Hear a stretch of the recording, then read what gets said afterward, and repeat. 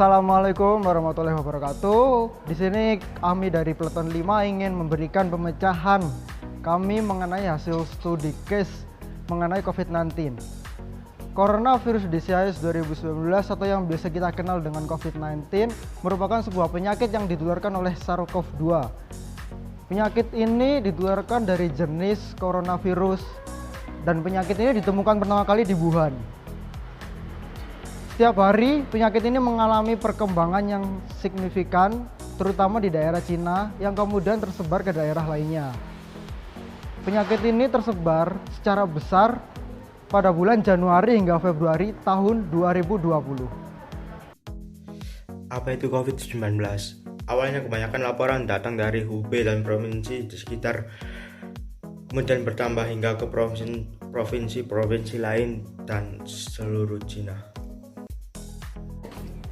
Tanggal 30 Januari 2020 telah terdapat 7.736 kasus terkonfirmasi COVID-19 di Cina.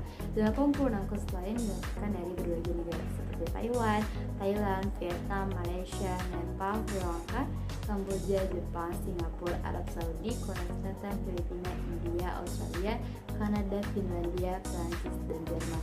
COVID-19dapat menular dari batuk dan bersin. Orang yang berkontak dengan pasien akan berisiko tinggi tertular dari COVID-19. Tanda dan gejala umum dari infeksi COVID-19 adalah termasuk gejala gangguan pernapasan akut seperti demam, batuk, dan sesak napas.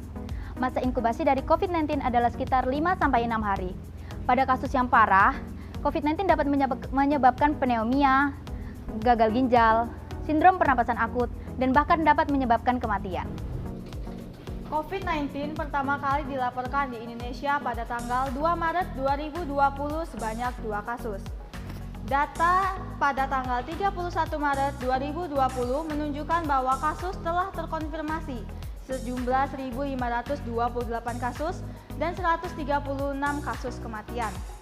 Tingkat mortalitas COVID-19 di Indonesia sebanyak 8,9%. Angka ini merupakan angka tertinggi di Asia Tenggara. Pada 1 tahun terakhir ini, perusahaan menghadapi beberapa karyawan yang terinfeksi COVID-19 dan sudah ada 2 orang yang telah meninggal dunia karena terinfeksi virus. Kebanyakan dari mereka adalah karyawan-karyawan yang sering melakukan perjalanan antar kota, antar pulau, bahkan antar negara. Karyawan-karyawan tersebut banyak melakukan kontak fisik dengan orang lain sehingga berpotensi tinggi terjangkitnya COVID-19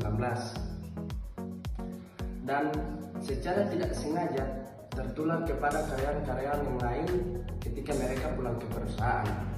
Sebagai seorang manajer perusahaan human capital, apa yang harus dilakukan untuk mencegah tersebarnya COVID-19 di tempat kerja?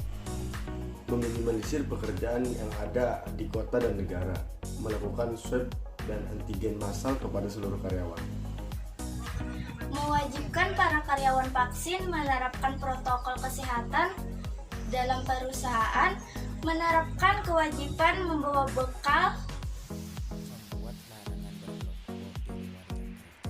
Sebisa mungkin perusahaan bisa memantau para karyawannya agar tetap menjaga jarak dan tidak berkelompok, agar tidak ada lagi penularan COVID-19 di perusahaan. Karyawan diwajibkan membawa barang pribadi. Setiap karyawan diwajibkan membawa barang pribadinya agar tidak tertular virus dari karyawan yang lain. Meskipun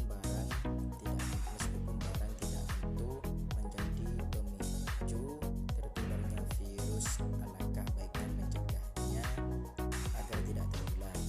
Contoh barang pribadi yang bisa dibawa yaitu botol air minum, alat makan, masker cadangan, dan hand sanitizer. Perusahaan menyediakan barang sekali pakai untuk karyawan. Perusahaan harus sebisa mungkin untuk menyediakan barang sekali pakai bagi karyawannya agar mencegah terjadinya penularan virus. Contoh barang sekali pakai yang harus disediakan yaitu seperti plastik di close toilet seat, menyediakan gelas kertas sekali pakai untuk karyawan yang tidak membawa tumbler. Perusahaan harus bisa mengurangi kerjasama yang dilakukan dengan perusahaan yang ada di luar negeri maupun luar kota. Perusahaan harus bisa mulai melakukan kerjasama dengan perusahaan yang ada di dalam negeri. Hal ini juga meningkatkan sumber daya manusia dalam negeri dan juga mengurangi tingkat pengangguran dalam negeri.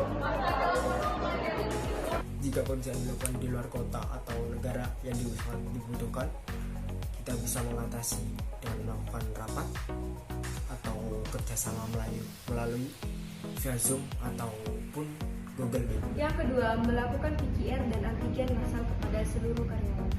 Untuk mencegah terjadinya penularan COVID-19, perusahaan dapat memfasilitasi PCR dan antigen secara gratis dari perusahaan. Hal ini sangat berpengaruh besar terhadap tingkat penularan COVID-19. 3. Mewajibkan para karyawan vaksin. Dengan adanya wajib vaksin, daya tahan tubuh pasti akan meningkat dan penularan COVID-19 akan berkurang. Bahkan, perusahaan mungkin juga harus melakukan pemberian pemahaman betapa pentingnya vaksin jika masih banyak karyawan yang tidak mau melakukannya. 4. Menerapkan protokol kesehatan di dalam perusahaan. Perusahaan harus mewajibkan para karyawan untuk tetap selalu memakai masker, pengecekan suhu badan kepada seluruh karyawan, dan menjaga jarak, serta dilarang berkumpul di luar jam kerja. Perusahaan juga harus memfasilitasi karyawannya dengan membuat banyak tempat untuk mencuci tangan dan juga menyediakan hand sanitizer di lingkungan perusahaan. Jadi, yang kelima menerapkan peraturan wajib membawa bekal. Jika memungkinkan, perusahaan bisa membuat peraturan bagi karyawannya untuk membawa bekal masing-masing. Hal ini tentu lebih sehat untuk kesehatan, juga meminimalisir para karyawan agar tidak sering berkelompok dan tetap menjaga jarak. 6. Membuat larangan untuk tidak berkelompok di luar jam kerja. Sebisa mungkin perusahaan memantau karyawannya untuk selalu menjaga jarak dan tidak berkelompok untuk menghindari penyebaran COVID-19 di area perusahaan. Hal ini sangatlah penting karena karyawan yang tidak menjaga jarak dan sering berkelompok itulah yang sering membuat penularan COVID-19 terjadi. 7. Karyawan harus membawa barang pribadi. Setiap karyawan harus membawa barang pribadinya agar mencegah tertularnya dari virus yang lain. Meskipun dari barang tidak menjadi pemicu terjadinya penularan virus yang lain, alangkah baiknya kita mencegah dari tertularnya penularan virus COVID-19. Perusahaan sebisa mungkin menyediakan barang sekali pakai supaya karyawan tidak terjadi penularan COVID-19. Contoh barang yang harus disediakan yaitu plastik di toilet, di kloset toilet set, lalu menyediakan gelas kertas untuk menyediakan karyawan yang tidak membawa tumbler pribadi.